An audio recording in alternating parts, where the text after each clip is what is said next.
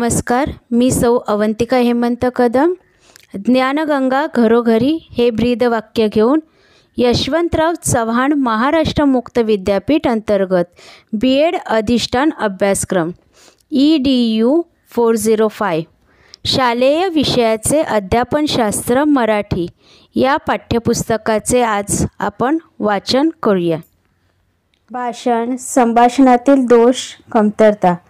भाषण संभाषण व मौखिक अभिव्यक्तीत 3 प्रकारचे दोष व कमतरता आढळून येतात.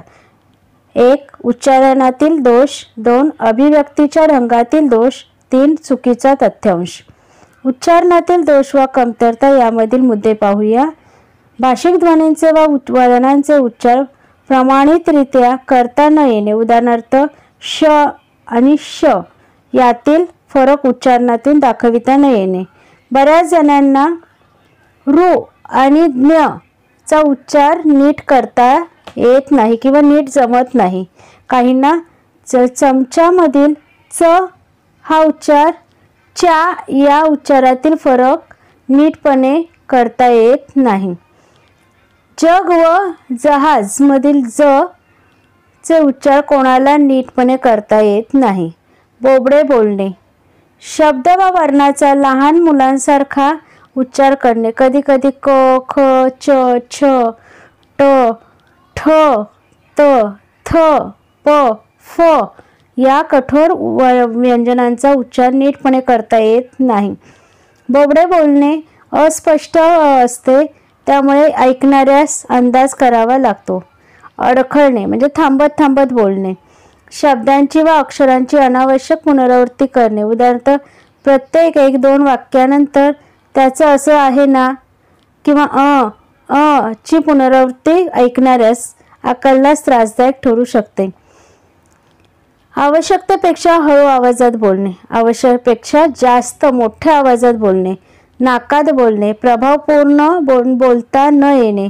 बऱ्याच विद्यार्थ्यांना उच्चारणासंदर्भातील गंभीर दोष जाणवत नसले तरी आत्मविश्वासाच्या अभावामुळे त्यांना प्रभावपूर्ण दुसऱ्यावर छाप पडेल अशा रीतीने बोलताच येत नाही. यासही भाषणातील दोष वा कमतरता समजण्यास हरकत नाही. ते दोष खालीलप्रमाणे सांगता येतील. उदाहरणार्थ आवाज कर्कश असणे. श्रवण सुभग नसणे. आशयानुसार योग्य अर्थवाही शब्दांचा उपयोग न करणे. वाक्यरचनेत विविधता नसणे. बोलण्यास सहजता नसणे. पाल्हाळ लावून उगाच लांबण लावून बोलणे. आशयानुसार आवाजात चढ उतार नसणे. योग्य शब्दांचा व अक्षरांचा बलाघात न करणे. योग्य ठिकाणी विरामचिन्ह न घेणे. बोलण्याला अनुरूप शरीर भाषेची साथ नसणे. आशयाची कमतरता असणे. आत्मविश्वास नसणे. भाषणातील दोष व कमतरतेची कारणे. शारीरिक दोष. विद्यार्थ्यांचे जीभ स्वर यंत्र या स्वरविवारात दोष असणे.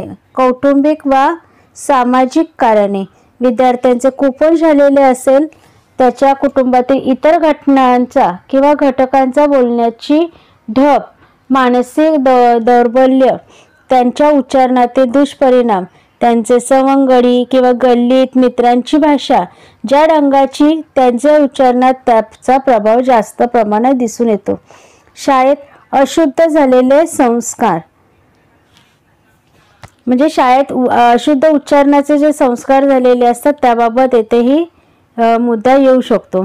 अध्यापकाच्या अध्यापनात दोष असणे आणि शुद्ध उच्चारण करणाऱ्या व्यक्तींच्या त्यास संगत न लागणे. गंभीर स्वरूपाचा त्यास आजार झाला असेल तरीही याप्रमाणे भाषणात दोष निर्माण होऊ शकतो. मग हे भाषणातील दोष जर दूर करायचे असेल तर आपण कोणत्या उपाययोजना करू शकतो त्या पुढील प्रमाणे आहेत.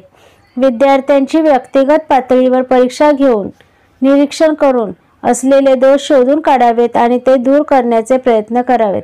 व्यक्तिगत स्वरूपाची विद्यार्थ्यांची कसोटी घेऊन प्रत्येक विद्यार्थ्यांच्या बाबतीत असलेल्या दोषाचे कारण शोधून ते दूर करण्याचा प्रयत्न करणे आवश्यक आहे.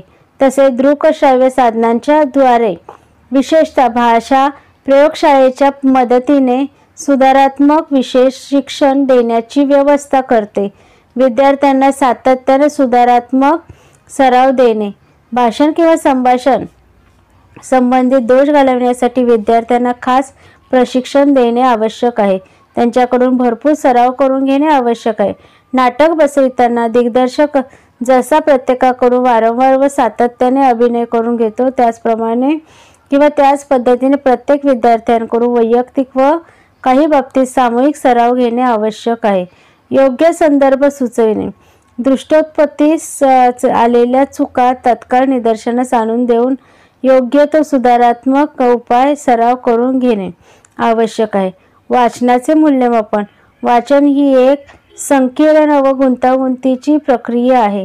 वाचन म्हणजे छापलेल्या चेतकांमुळे होणारी विचार प्रक्रिया, अशी व्याख्या जॅगर यांनी केलेली आहे. अक्षरबद्ध सांकेतिक ध्वनींच्या माध्यमाने लेखकास काय सांगावयाचे आहे ते नीट रीतीने समजून घेणे, त्याचे आकलन करणे, लेखकाने दिलेल्या संदेशाचा लेखकाला अभिप्रेत असणारा अर्थ जाणणे, लेखकाची भावस्थिती जाणणे होय. वाचनाचे महत्त्व. बोललेले आकलन होणे हे वाचून आकलन होण्यापेक्षा फार सोपे असते. कारण बोलणाऱ्याचे उच्चारलेले शब्दाचा खरा अर्थ समजून घेण्यासाठी उच्चारलेल्या शब्दांचा चढ उतार तसेच स्वराघात, त्यांच्या बोलण्याची आवाजाची उंची, बोलण्याची ढब, शरीर भाषा, स्वराघात, संदर्भ या बाबीत मदत करीत असतात. परंतु वाचकाला वाचताना मजकुरातील ध्वनींची उंची, चढ उतार आदी बाबी मनाने कल्पून अर्थ निष्पत्ती करून घ्यावी लागते. म्हणून तर वाचन ही सुयोग्य आकलनाची गुरुकिल्ली मानले जाते. ज्याचे वाचन अर्थपूर्ण व योग्य त्यास आकलनही चांगल्या रीतीने करता येते. वाचनाचे काही प्रकार आहेत ते पाहूया. वाचनाचे प्रकट वाचन व मूक वाचन हे मुख्य प्रकार पडतात. लिपीचिन्हांचा ओळखून त्यानुसार सर्वांना ऐकू जाईल असे उच्चारण करणे याला प्रकट वाचन किंवा स्वरवाचन असे मौखिक वाचन असेही म्हणतात. तर मोठ्याने ध्वनींचे उच्चारण न करता अर्थ निष्पत्ती करून ते घेत स्वतःसाठी वाचणे म्हणजे मौन वाचन होय, म्हणजे मुकवाचन. तसेच उद्दिष्टानुसार वाचनाचे विविध प्रकारही पडतात. मजकुरातील स्थूल व प्रमुख मुद्दे लक्षात घेऊन आपण करतो ते स्थूल वाचन. उदाहरणार्थ वृत्तपत्राचे वाचन, यात प्रमुख वा ठळक मुद्द्यांचे वाचन आपण करतो. तपशिलाचे विशेष लक्ष दिले जात नाही. याउलट दुसरा प्रकार म्हणजे सूक्ष्म वाचन. या वाचनाने बारकाईने अभ्यास केला तो अगदी तथ्यांवर अधिकार प्राप्त होईल याप्रमाणे वाचनाचे आवर्तने केली जातात. विद्यार्थ्यांना वाचनाचे गोडी लागावी यासाठी आपण पुरवणी वाचन देत असतो. मुलांना वाचनाची गोडी लागावी, शब्दसंपत्तीवर भर पडावी, फुरसतीचा वेळ चांगला लागत जावा यासाठी उच्च वर्गातील विद्यार्थ्यांसाठी पाठ्यपुस्तकांबाबत इतके बारकाईने नव्हे तर स्थूलपणे वाचन करणे अपेक्षित असते. वाचनाचे उद्देश. वाचनामध्ये विद्यार्थ्यांना योग्य स्वराघात, योग्य उच्चार व अभिव्यक्ती यांचा मेळ घालून किंवा मेळ साधून अस्खलितपणे वाचन करता यावे यासाठी योग्य रीतीने मूक वाचन करता येऊन जे वाचले त्याचे आकलन करता यावे. वाचन हे ज्ञानप्राप्तीचे साधन आहे. फुरसतीचा वेळ सूतकातनी घालविण्याचेही ते एक साधन आहे. भाषेवर प्रभुत्व मिळवण्यासाठी, सामाजिक व्यवहार व सामाजिक संप्रेषणासाठी ते उपयुक्त असते. विचारशक्तीचा सुयोग्य विकास, योग्य उच्चारण या गोष्टीची विचारावरती म्हणजे वाचनावरच अवलंबून असते. म्हणूनच विद्यार्थ्यांनी यथोचितपणे वाचता यावे त्यासाठी वाचन नियम व सतत सराव मिळावा. म्हणून त्यांच्यातील दोष घालून सुधारात्मक उपाय काय हे सुचविता येतील याबाबत पुढे चर्चा केलेली आहे. लहान स्तरावर प्रकट वाचन सुयोग्यपणे करता यावे, योग्य गतीने व आशयानुरूप आवाजात चढ उतार करता यावेत व पुढे आकलनास योग्य अशा गतीने मूक वाचन करता यावे. अशा वाचन क्षमता निर्माण व्हाव्यात. त्यासाठी वाचनाचे योग्य रीतीने मूल्यमापन व्हावे हे अपेक्षित आहे. प्रकट वाचनाचे मूल्यमापन आपण कसे करूया ते पाहूया. येथे पहा, विद्यार्थ्यांच्या प्रकट वाचनासाठी मूल्यमापनासंदर्भात पुढील काही बाबी आपण पाहू शकतो. त्यामध्ये विद्यार्थ्यांच्या अक्षरांचा आकार योग्य प्रमाणे ओळखून वाचतो. त्याचबरोबर क, ख, प, फ, म, भ, ई, उ यांची गफलत होण्याची शक्यता मोठ्या प्रमाणावर असते. अक्षरे व ते संकेत करीत असलेले ध्वनी यांची सांगड घालतो. काही वेळा अक्षर तेच असते पण त्यांचा उच्चार मात्र भिन्न असू शकतो. ते जाणून तसा उच्चार करण्याची क्षमता विद्यार्थ्यांनी प्राप्त करणे आवश्यक आहे. उदाहरणार्थ, जग म्हणजे पृथ्वी व जग म्हणजे जगण्याची क्रिया. यामधील ज चा उच्चार अथवा जरा म्हातारपण आणि जरा थोडेसे यातील ज चा उच्चार यातील फरक जाणून योग्य उच्चारण करतो की नाही यातील नोंद घेऊन योग्य मार्गदर्शन करावे. जोडाक्षरांचा उच्चार करण्याची क्षमता आहे. स, श, श यांच्या उच्चारातील फरक जाणतो. योग्य गतीने चढउतारासह कथा, नाट्यसंवाद यांचे मथितार्थ घेऊन वाचन जमते. संवादात्मक भागांचे पात्रानुसार वाचन करतो. जास्तीत जास्त शब्द दृष्टिक्षेपात घेऊन अक्षरारूप वाचन करतो. कवितेतील भाव व आशय घेऊन कवितेचे वाचन करतो. कवितांचा संवाद वाचताना घेतो. अपरिचित व्यक्तींच्या हस्ताक्षरांतील मजकूर वाचू शकतो. नाट्य वाचनात सहभागी होतो. वाचताना सर्व ध्वनींचे सुस्पष्ट वाचन करतो. वाचताना योग्य ठिकाणी विराम घेतो. वाचताना विरामचिन्हाचा अर्थ जाणून घेणे त्यानुसार क्वचित वाचन करतो. वाचनात योग्य गती ठेवतो. मजकुरातील भावानुरूप म्हणजे वीर, वात्सल्य, प्रेम याप्रमाणे भावना योग्य उच्चारण करतो. मुखवाचनाच्या बाबतीत काही मूल्यमापनाच्या बाबी आहेत त्या पाहूया. एका दृष्टिक्षेपात जास्तीत जास्त शब्द घेऊन पाठ्य व पाठ्येतर मजकुराचे वाचतो. वाचन गती वाढवितो. वाचलेल्या भागाचा आशय सारांश सांगतो. वाचलेल्या मजकुरातील मध्यवर्ती कल्पना विचार समजून घेऊन आपल्या भाषेत सांगतो. वाचलेल्या मजकुरातील प्रसंग कल्पना समजून घेऊन स्वभाषेत सांगतो. वाचलेल्या मजकुराचे भावनांशी तादात्म्य पावतो म्हणजे वाचताना भावानुकूल चेहरा आधी करतो. वाचलेल्या मजकुरातील पात्राच्या भावनांशी एकरूप होतो म्हणजेच चेहऱ्यावरील हावभाव. वाचलेल्या मजकुरातील विचारांवर स्वतःची प्रतिक्रिया व्यक्त करतो. विद्यार्थी एकाग्रतेने वाचतो. विद्यार्थी स्व आनंदासाठी, माहिती गोळा करण्यासाठी वाचतो. वाचलेल्या भागांवरील प्रश्नांची उत्तरे देतो. वाचलेल्या भागातील महत्त्वाच्या गोष्टींची नोंद घेतो. वाचलेल्या मजकुरावर विचार करून अनुमान काढतो. हस्ताक्षरातील मजकुराचे मुख वाचन करतो. आजूबाजूस गडबड असताना एकाग्रतेने वाचतो. निकोप वाचनाच्या सवयी पाहूया. पुस्तकातील ज्ञानभंडार वाचन क्षमतेने आपण मिळवतो.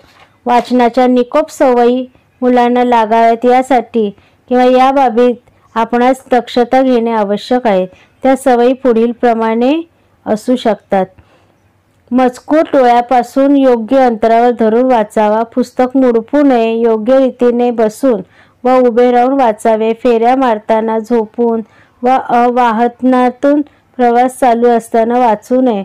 वाचताना योग्य प्रकाश असावा. तो वाचकांच्या पाठीमागून व डाव्या बाजूने प्रकाश झोत असावा.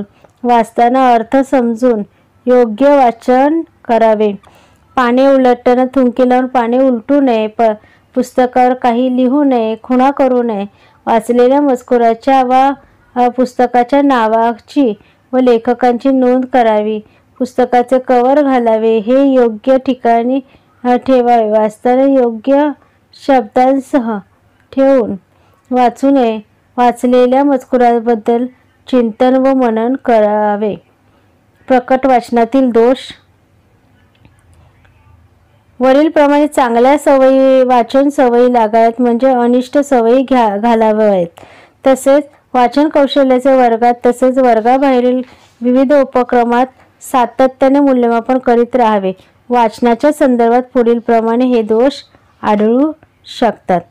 वाचताना हेल काढून वाचणे, ऱ्हस्व दीर्घ इकार उकार यांचे उच्चारण चुकीचे करणे, अत्यंत हळू आवाजात वाचणे, अत्यंत धीम्या गतीने वाचणे, अत्यंत जलद गतीने वाचणे, शेवटचा शब्द अगदी हळू आवाजात उच्चारणे किंवा न उच्चारणे, विरामचिन्हांची दखल न घेता वाचणे, शब्द किंवा अक्षरे यांची वाचताना उलटापालट करणे, काही पदरचे शब्द किंवा अक्षरे घुसरून वाचणे, शब्दांची किंवा वाक्यांची पुनरावृत्ती करणे, अर्थाचे आकलन न करणे, ओरबडून किंवा ओरडून वाचणे, अशुद्ध व अप्रमाणित उच्चारण करणे, योग्य गती किंवा लय नसणे, अक्षरांचे पूर्ण उच्चारण न करता वाचणे.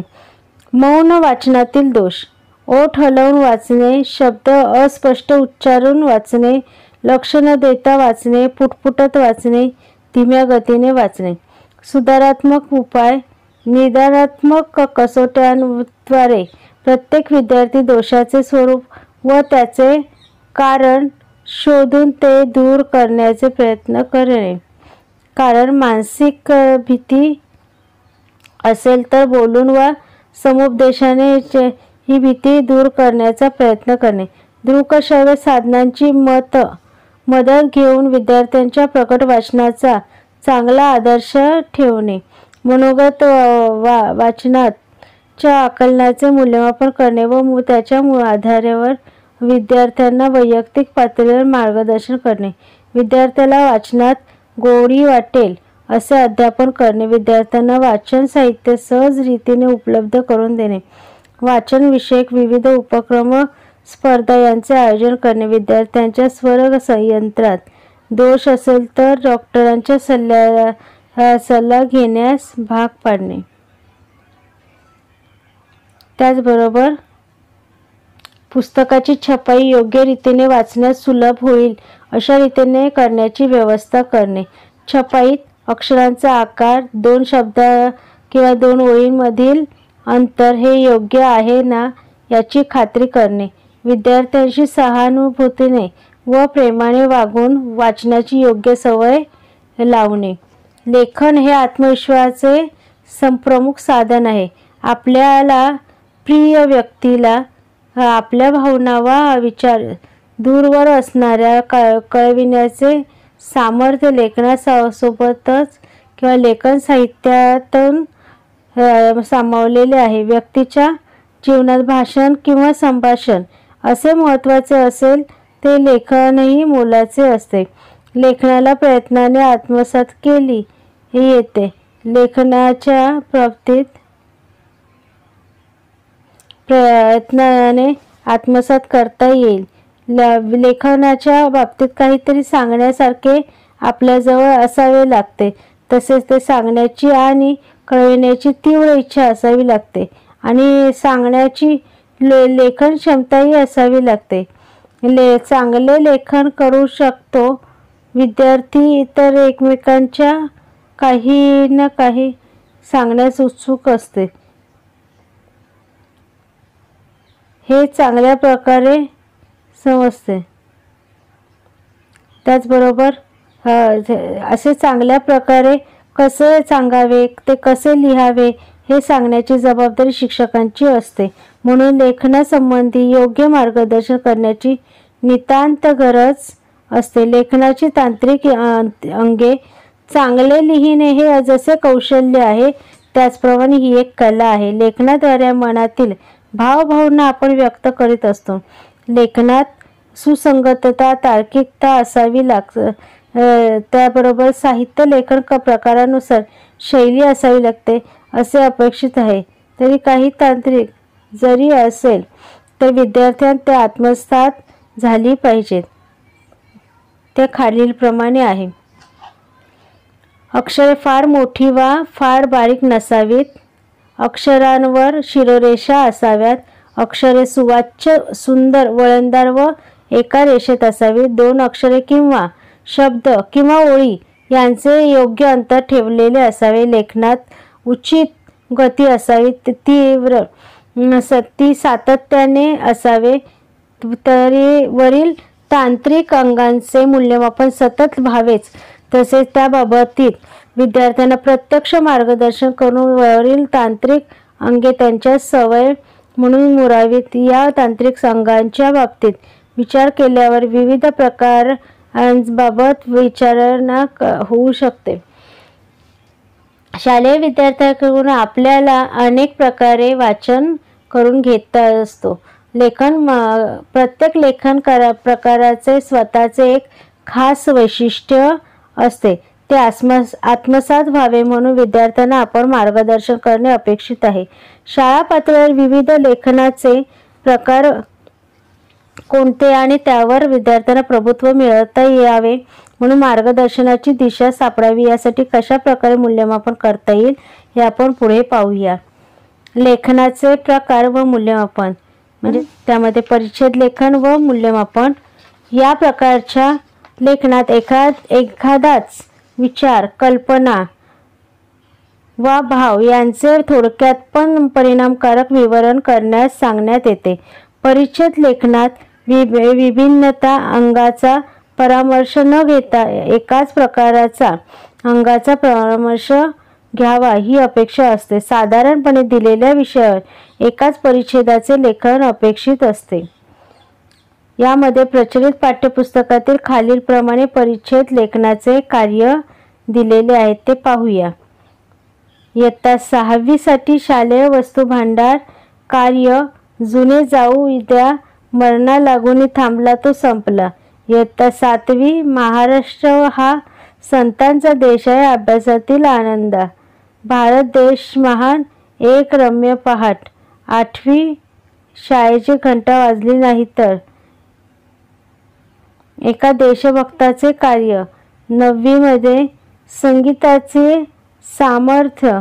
आवडता ऋतू सासूरवाशीण हिचे दुःख. भक्त भेटीस उशिरा आल्याचे देवाने सांगितलेली कारणे.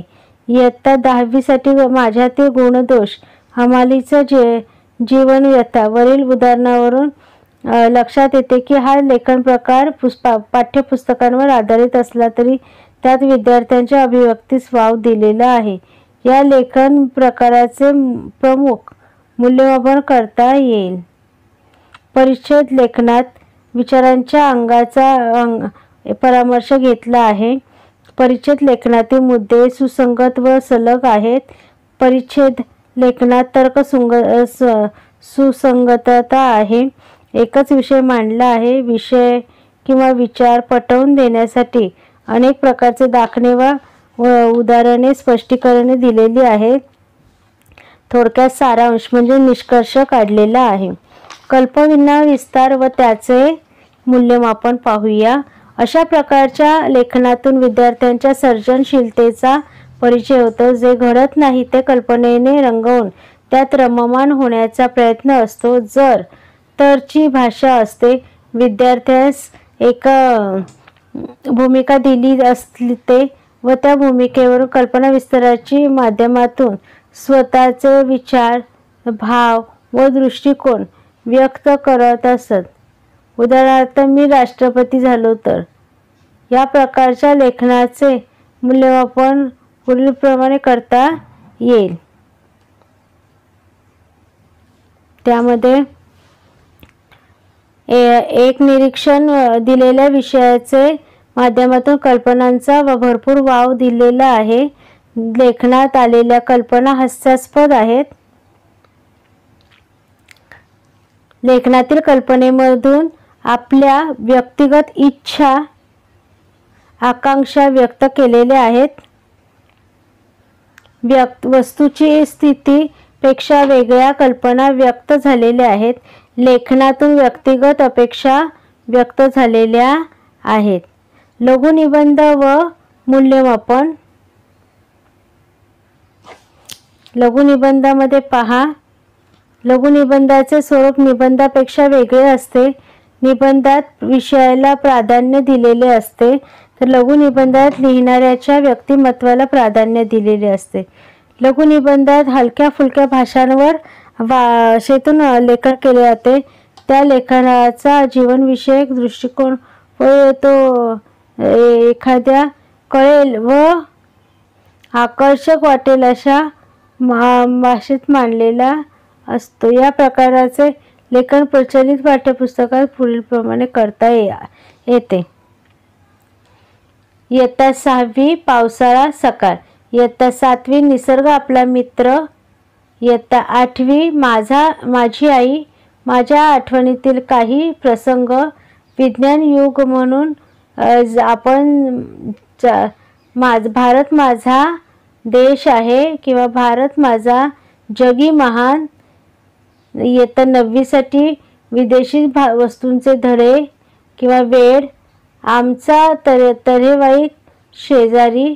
ग्रंथ हेच गुरु. आपल्या रेखाटनातून वाचकांची हितगुज केले आहे. लेखनातील भाषा व स्वरूप गुज गोष्टीसारखे आहे. वाचकांची स्वैर गप्पा मारलेल्या आहेत. लेखात खेळाचा किंवा लेखकांचा खेळकरपणा जाणवतो. लेखात विद्यार्थ्यांचे अंतरंग प्रतीत झालेले असते. प्रारंभ आकर्षक व शेवट म्हणजे निबंधाचा शेवट परिणामकारक असतो.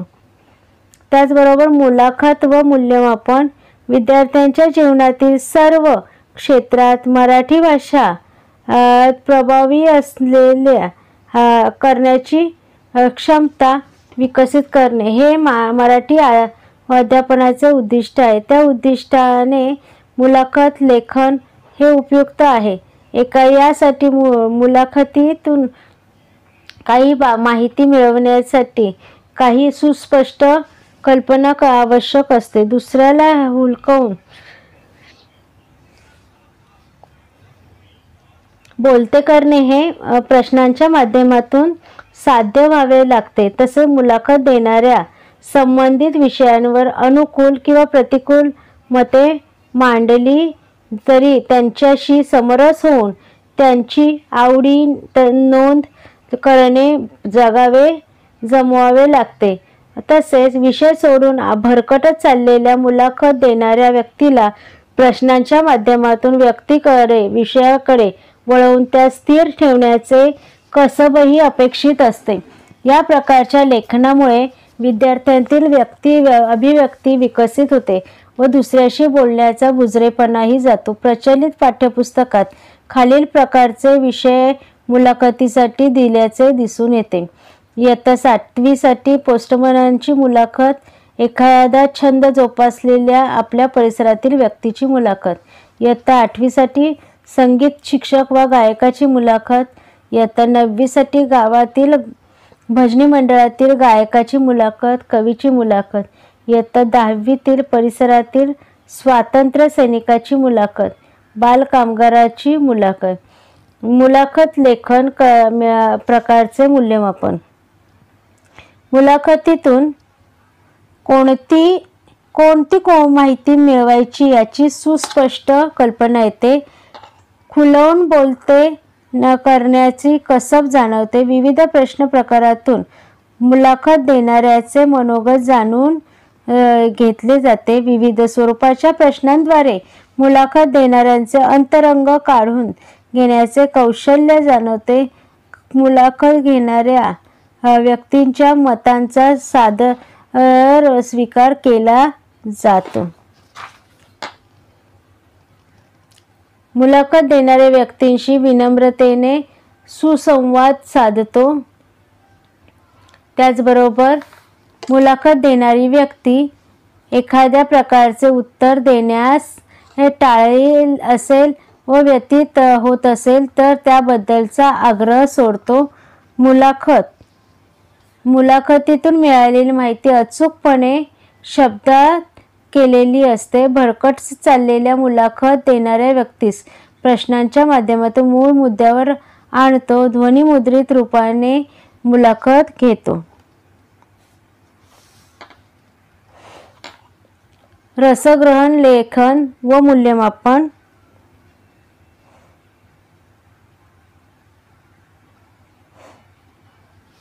यामध्ये रसग्रहण, लेखन व मूल्यमापन, विविध साहित्य प्रकारांचा आस्वाद घेणे आणि घेतलेल्या आस्वादास शब्दबद्ध करून रसग्रहण करणे विद्यार्थ्यांकडून मराठी भाषेत अपेक्षित असते. त्यामुळे विद्यार्थ्यांचा सांस्कृतिक विकास होतो व त्यांचे मन भावविश्वाच्या उच्च पातळीवर जाऊन पोचते आणि त्यांना ब्रह्मानंदासारखा आनंदही मिळतो. या साहित्याच्या आस्वादाची अनेक अंगे आहेत, ती खालीलप्रमाणे.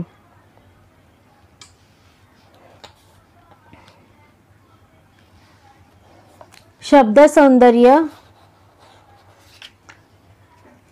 शब्दसौंदर्यामध्ये शब्दातून श्रुती, रूप, रस, स्पर्श, गंध या संवेदना जागृत होतात. यालाच शब्दसौंदर्य म्हणतात. उदाहरणार्थ इयत्ता 8वी मध्ये 15व्या पाठातील शब्दसौंदर्यामुळे कसे नाद सौंदर्य निर्माण झाले ते पहा. पाखरांचा चिवचिवाट व कोंबड्यांचा फडफडाट सोडला तर सारा शुकशुकाट होता. अर्थसौंदर्य. लेखनातून वाचकाच्या मनात जो विशुद्ध आनंदाचा भाव निर्माण होतो ते सौंदर्य. मजकुरातील अर्थ, विचार व आशयातील असे सामर्थ्य निर्माण करण्याची क्षमता असते. उदाहरणार्थ इयत्ता 9वीच्या पाठ्यपुस्तकात 4थ्या कवितेतील ओळ, विष्णुमय जग, वैष्णवांचा धर्म, भेदाभेद भ्रम अमंगल. तिसरा मुद्दा आहे भावसौंदर्य. साहित्याचा प्राण म्हणजे भाव, अभिमान, आदर, सामाजिक तळमळ, सुखदुःख, सहानुभूती, प्रेम, स्वार्थ, त्याग, भक्ती, राग, तिरस्कार असे विविध भाव असतात. या भावनांचा आवाहन करून वाचकांच्या मनात ते भाव सौंदर्य निर्माण करण्याचे सामर्थ्य काही शब्दात व ओळीत असते. उदाहरणार्थ 9वीच्या पाठ्यपुस्तकातील 3ऱ्या ओळीत हरिणीचे पाडस व्याघ्रे धरी येले, मज लागी जाहले तैसे देवा. या पद्य पंक्तीमधून आर्त भक्तिभाव अभिव्यक्त होतो. कल्पना सौंदर्य. यामध्ये इंद्रियांचे नसलेल्या बाबींसंबंधी नाविन्यपूर्ण रीतीने मानसिक चित्रण रेखाटले आणि कल्पना करणे होय. या कल्पनांचा आस्वाद घेणे, त्यातील नाविन्य अनुभव हे विद्यार्थ्यास जमले पाहिजे. नाविन्यपूर्ण कल्पना करतानाही आल्या पाहिजेत. इयत्ता 10वीच्या पाठ्यपुस्तकातील पहिल्या कवितेत ज्ञानेश्वरांनी भाव हाची देव ही कल्पना केलेली आहे. शैली सौंदर्य. शैलीचा अर्थ लिहिण्याची ऐकून पद्धती म्हणजे ढव. ही जी ढव असते ते उद्देशानुसार, साहित्य प्रकारानुसार व ते साहित्य लिहिणाऱ्या व्यक्तीच्या नुसार ती ढंग बदलत असते. पुढचा मुद्दा आहे अलंकार सौंदर्य. अलंकार सौंदर्य म्हणजे भाषेचे सौंदर्य खुलवण्यासाठी लेखकाने वापरलेले अलंकारिक शब्द होय किंवा अलंकारच होय. विविध शब्दालंकार व अर्थालंकार यथोचित आपल्या शब्दलेखनात उपयोगात आणता येतो. त्याचा संग्रह करणे उपयुक्त ठरते. प्रचलित पाठ्यपुस्तकात पुढील प्रमाणे रसग्रहणात्मक उपक्रम सांगितलेले आहे. इयत्ता 8वी मध्ये वीर वामनराव जोशी या गद्यपाठात भाषा सौंदर्य समजून घेण्यासाठी सांगितले. धीर गंभीर गिरिजात्मक प्रमाणे वीर वामन अचल राहिले, राष्ट्रीय इदम नहा मम. इयत्ता 9वी मध्ये उत्तम व्यवहारे आणि उदास विचारे या कल्पनेतील मर्म समजून घेणे म्हणजे शक्ती या शब्दाचा पुनरावृत्तीचा स्वाद होय. रसग्रहण लेखनाचे मूल्यमापन करण्यासाठी पुढील प्रमाणे शिक्षकाने प्रश्नसूचीचा उपयोग करावा. 1. रसग्रहणातून शब्दसौंदर्य प्रतीत होते. रसग्रहण लेखनातून अर्थसौंदर्य दिसून येते. रसग्रहण लेखनातून भावसौंदर्य अनुभवास येते. रसग्रहण लेखनातून कल्पना सौंदर्य अनुभवास येते. रसग्रहण लेखनातून सौंदर्य कल्पना सौंदर्य प्रत्ययास येते. रसग्रहण लेखनातून शैलीचे सौंदर्य दिसून येते. रसग्रहण लेखनातून शब्दालंकार सौंदर्य दिसून येतो. दैनंदिन लेखन व त्याचे मूल्यमापन. दैनंदिन लेखन ही अत्यंत आजगी बाब आहे. रोजच्या जीवनात घडणाऱ्या घटना व त्या घटनांबाबत त्यांच्या मानसिक प्रतिक्रिया व भाव इत्यादी रोजच्या रोज नोंद करून ठेवणे म्हणजे दैनंदिनी लेखन होय. दैनंदिन लेखनामुळे लेखक न कळत स्वतःला शोधण्याचा प्रयत्न करीत असतो. दैनंदिनीमुळे विद्यार्थ्यांस स्वतःच्या प्रत्येक बाबींचा विचार करण्यास सवय लागते. जीवनाचा अर्थ त्यामुळे गवसतो, आत्मविश्वास होतो. प्रचलित पाठ्यपुस्तकामध्ये दैनंदिनीचे कार्य पुढील प्रमाणे दिसून येते. इयत्ता 5वी मध्ये रोजनिशी लिहिण्याची सूचना केलेली आहे. तसे शिक्षक व पालक ती दाखविण्यास सुचविले आहे. इयत्ता 9वी मध्ये गाडगेबाबांची भेट घेतलेली आहे. असे कल्पनेतून त्यांचे वर्णन रोजनिशीत लिहावयास सुचविले आहे. दैनंदिन लेखनाचे मूल्यमापन खालीलप्रमाणे करता येईल. रोजच्या रोज दैनंदिनी लिहिली जाते. जीवनात घडलेल्या घटनांचे मानसिक भाव प्रतीत होतात. दैनंदिनीतून स्वतःला शोधण्याचा प्रयत्न झालेला असतो. त्याचबरोबर एखादी घटना किंवा एखाद्या घटना प्रसंगाच्या लेखनातून स्वतःच वाटणारे वस्तुस्थिती निदर्शक भाव स्पष्टपणे लिहिले जातात. त्यातून जीवनाचा अर्थ शोधण्याचा प्रयत्न केला जातो. पत्रलेखन व त्याचे मूल्यमापन. औपचारिक व अनौपचारिक लिखित संप्रेषणाचा एक प्रकार म्हणजे पत्रलेखन होय. पत्रलेखनाचे घरगुती वा खाजगी पत्रे, औपचारिक व्यावसायिक पत्रे, वृत्तपत्रे व नियतकालिके प्रसिद्ध करण्यासाठी लिहिलेले प्रतिक्रियात्मक पत्रे असे प्रकार पडतात. प्रत्येक पत्रात पाठविण्याचा पत्ता, तारीख, संबोध, मायना, अभिवादन, मजकूर, समाप्ती, स्वनिर्देश आदी अंगांचा समावेश होतो. पत्रकारानुसार विविध भाषाशैलीचा उपयोग करणे आवश्यक ठरते. उदाहरणार्थ घरगुती स्वरूपाचे पत्र असेल तर घरेलू भाषा असावी लागेल. तर मित्राज पत्र असेल तर मित्रत्वाची, बरोबरीची, मिश्कील अशी भाषा असावी लागेल. व्यावसायिक स्वरूपाचे पत्र असेल तर शालेय शिक्षक व मुख्याध्यापक पत्र लिहायचे असेल तर नम्रतेची व विहित नमुन्यातील भाषा असावी. वरिष्ठांशी व्यवहार लिहायच्या पत्रातील भाषा तिचकीच नम्रतेची आणि आदरपूर्वक अशी असावी. विद्यार्थ्यांना वेगवेगळ्या पत्रासाठी वेगवेगळ्या मायन्यांचा उपयोग करावा लागतो. प्रचलित पाठ्यपुस्तकात खालीलप्रमाणे पत्रलेखन अपेक्षित ठेवलेले दिसून येते. इयत्ता 6वी साठी भूकंप झालेल्या भागात असलेल्या नातलग संघात मनोधैर्य वाढविणे. इयत्ता 7वी साठी शिक्षणाचे महत्त्व पटवून देणारे पाठ वाचल्यानंतर अभ्यासाबाबत स्वतः काय ते करावयाचे गावची महती वर्णन करणारे पत्र. विद्येने मनुष्याला मोठेपणा पण प्राप्त न होणारे पत्र अशी पत्रे मित्राला उद्देशून लिहिणे अपेक्षित ठेवलेले आहे.